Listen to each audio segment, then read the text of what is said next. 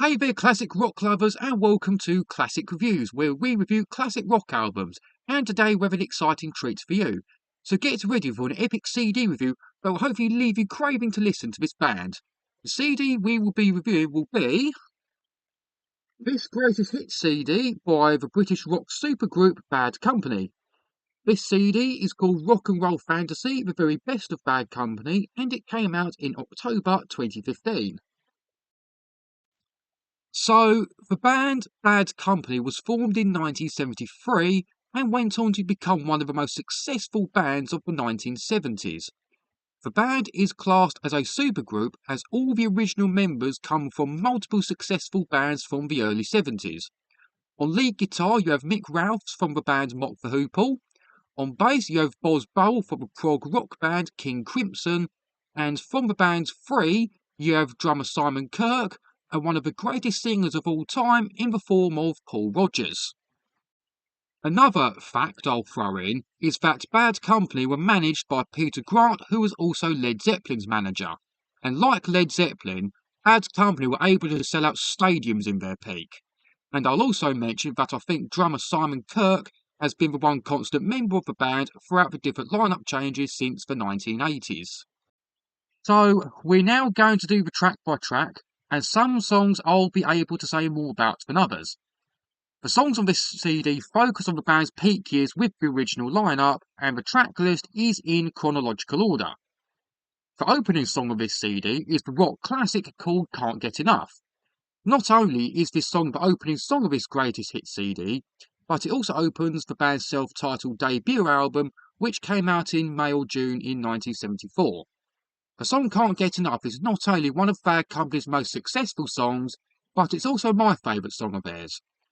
The song was written by guitarist Mick Ralphs in open C tuning, and it's similar to the riff of the Mock the Hoople song One of the Boys.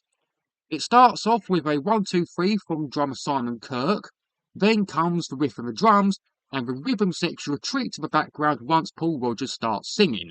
And arguably, if Paul Rodgers' vocals aren't the best part of the song, then it's the guitar solos that Mick Ralphs lays down in both the bridge of the song and at the end. The last thing I can think of to say about this song is that not only is it more of a sex song than a love song, but some people reckon that Mick Ralphs wrote this song while in Mock the Hoople, but they rejected it, which is what some people reckon caused him to want to leave the band. The second song on this greatest hit CD is the band's title track. The song Bad Company is regarded as one of the all-time great iconic band title tracks, and is an atmospheric and melodic song that starts off slow but catches fire more and more as the song goes on.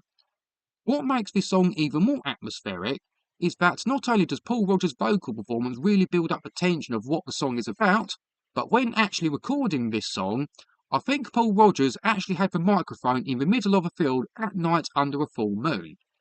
The last things I can think of to say about this song are that the lyrics are about the Wild West and cowboy outlaws, and for those who prefer something a bit heavier, then it's worth checking out the band's Five Finger Death Punches cover of this song, and I have put that in my Great Covers playlist.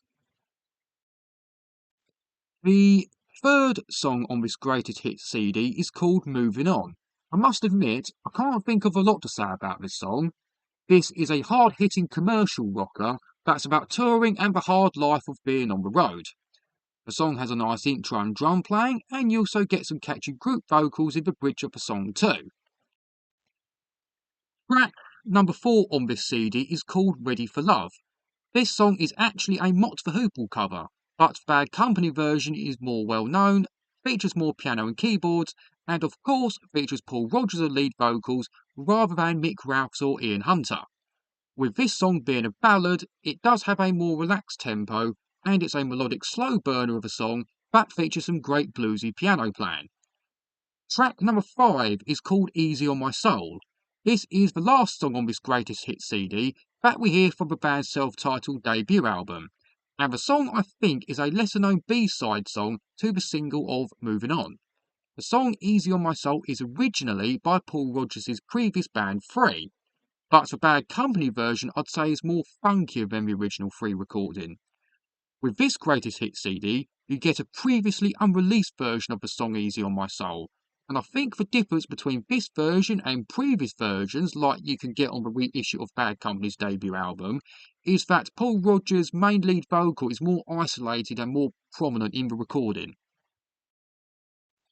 The next few songs on this Greatest Hits CD would move on to the band's second album called Straight Shooter, which came out in March 1975. And the first song from that album is track number 6 on this CD, which is called Good Lovin' Gone Bad. All I can think of to say about this song is that this is one of the heaviest songs on this CD, and Paul Rodgers really pushes himself on this song. Not to mention, the rest of the band play great too, especially Mick Ralphs on the guitar. Track Lucky number 7 on this CD is called Feel Like Making Love. Like the first two songs, this is one of Bad Company's more well-known songs, and it's a blues-based hard rock song with contrasting dynamics. Singer Paul Rodgers actually started coming up with the lyrics while touring America with his previous band Free. And when I say about the different dynamics to this song, what I mean by that is that it starts with a bright sounding acoustic intro, then you get these country sounding verses, and the verses lead to an explosive sounding chorus, which is helped by some heavier distorted electric riffs by guitarist Mick Ralphs, and the song gets heavier and heavier as the song goes on. Track number 8 is another one of the band's more well-known songs, and it's the song called Shooting Star. This, I think, is the longest song of this CD, being over 6 minutes long, and the lyrics tell the story of a boy named Johnny who became a successful rock star, but later died after overdosing on whiskey and sleeping pills. The lyrics are, of course, inspired by the deaths of younger rock stars from drug addiction and overdoses, such as Jim Morrison, Janis Joplin, Jimi Hendrix, and maybe even Paul Rodgers' own Free bandmate Paul Kossoff. The song starts off with some tremolo guitar effects, and the verses are on the more folksy acoustic side, while the choruses feature solid electric riffs, hooks, and harmonized vocals. And the rhythm section of Boz Burrell and Simon Kirke give a strong performance throughout the song. Track number 9 is called Weep No More. This is one of the more slower paced songs on this CD. It starts off with an orchestrated string intro, and Paul Rodgers' vocals take centre stage over a blues funk style piano shuffle, which is reminiscent of something you'd hear in the late 1950s. Track 10 on this CD is called See the Sunlight. Like the song Easy on My Soul, this is another previously unreleased version of a song. This song is featured on the deluxe reissue of the Straight Shooter album, which, like this Greatest Hits CD, came out in 2015. And all I can think of to really say about this song is that it's a melodic and relaxed sounding song. Track number 11 on this CD is called Live for the Music, and this is the first song of this Greatest Hits CD that we hear from the Run with the Pack album that came out in January 1976. The song Live for the Music is a little bit similar to the song Good Lovin' Gone Bad, and as well as featuring some great vocals and guitar playing, the song features some of Boz Burrell's best bass playing. Boz Burrell plays a nice melodic bass line throughout the song and complements Simon Kirke's drumming very well, and he even plays a brief bass solo towards the end of the song. Track 12 on this CD is called Simple Man, not to be confused with the Lynyrd Skynyrd classic. This song is a simple blues country ballad with a simple yet also good message that would relate to all the hard-working manual labour workers out there. And I get the impression that Mick Ralphs, who wrote this song, was listening to a lot of Neil Young at the time he wrote this song. Track number 13 on this CD is called Honey Child. This song features a punchy bass line by Boz Burrell and is a bit similar to the songs Can't Get Enough and Good Lovin' Gone Bad. This is one of very few Bad Company songs where all 4 band members have a songwriting credit, and I think the lyrics are about a young groupie in a hotel room. Track number 14 on this CD is the title track of the Run with the Pack album. With this Greatest Hits CD, you get the single edit of Run with the Pack, which is nearly 2 minutes shorter than the full song, and doesn't feature a big piano instrumental in the middle. The song is a moody, melodramatic, piano-led rocker that's well written and features a nice chorus. The only other things I could think of to say about this song is that the opening lyrics were inspired by the Beatles song Abbey Road, and that it's a Bad Company song that features a string arrangement by Jimmy Horowitz. Track number 15 is the title track from the Burning Sky album that came out in March 1977. Not only is this the title track from the Burning Sky album, but it's also the only song of its greatest hit CD that we hear from that album. I must admit, I can't think of a lot to say about this song really. The song has a simple arrangement overall and features some rather ominous vocals from Paul Rodgers, and even Mick Ralphs plays more simple solo lines along with some full hard chords.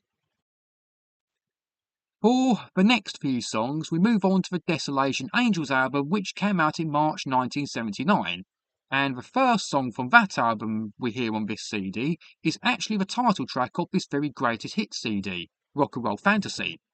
The song Rock and Roll Fantasy is not only a great song title, but it's also one of Bad Company's most successful songs, and it's a catchy rocker that features some synthesized guitar playing.